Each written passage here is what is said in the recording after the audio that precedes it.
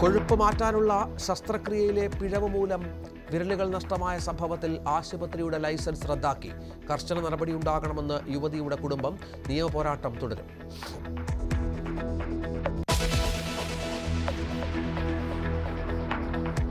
പത്മനാഭസ്വാമി ക്ഷേത്രത്തിലെ സ്വർണം കൊണ്ടുപോയ കള്ളനാര്? മോഷണ ശ്രമം സ്ഥിരീകരിച്ച് പോലീസ്. കൂടുതൽ ജീവനക്കാരെ ചോദ്യം ചെയ്യും. ഭരണസമിതിയുടെ വീഴ്ചയെന്ന് MG ശശിഭൂഷൺ ന്യൂസ് 18നോട്.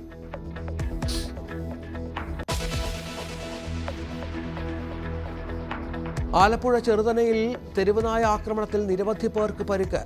ആക്രമിച്ച നായ ചത്തു. കൊല്ലം അയലമണ്ണിൽ ഇന്നലെ തെരുവുനായ കടിച്ചത് 11 പേരെ.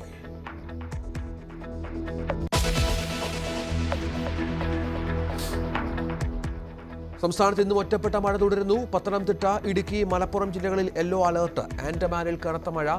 കേരളത്തിൽ കാലവർഷം നേരത്തെ എത്തും.